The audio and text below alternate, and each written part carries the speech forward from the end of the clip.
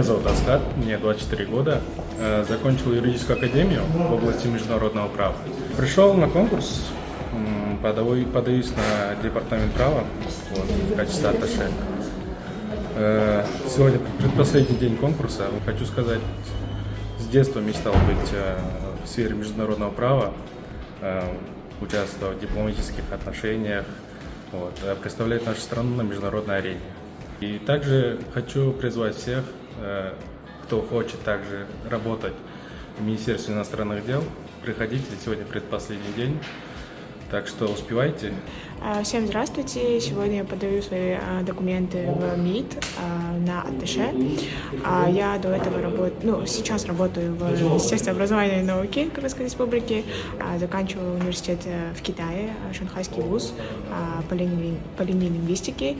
В МИД я хочу попасть, потому что это была моя такая мини-мечта.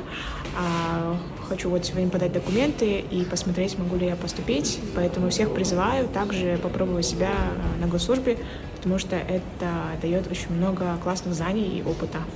Меня зовут Манапов Самат, я являюсь третьим секретарем отдела кадровой политики Министерства иностранных дел Кыргызской Республики. В настоящее время Министерством иностранных дел проводится открытый конкурс по замещению вакантных должностей в дипломатической службе Кыргызской Республики. Завтра будет у нас последний день приема документов для замещения вакантных должностей органов дипломатической службы.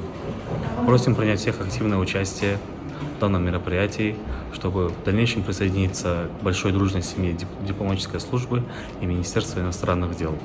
Сегодня был один из самых длинных дней, так сказать, этапов конкурса, потому что около 140 человек подали свои заявления с утра, и до 6 вечера мы принимали все заявки, и сейчас сидим и обрабатываем. Так что будем рады завтра всех вас видеть, потому что нужно не упустить такой шанс, как оказаться в Министерстве иностранных дел Кыргызской Республики.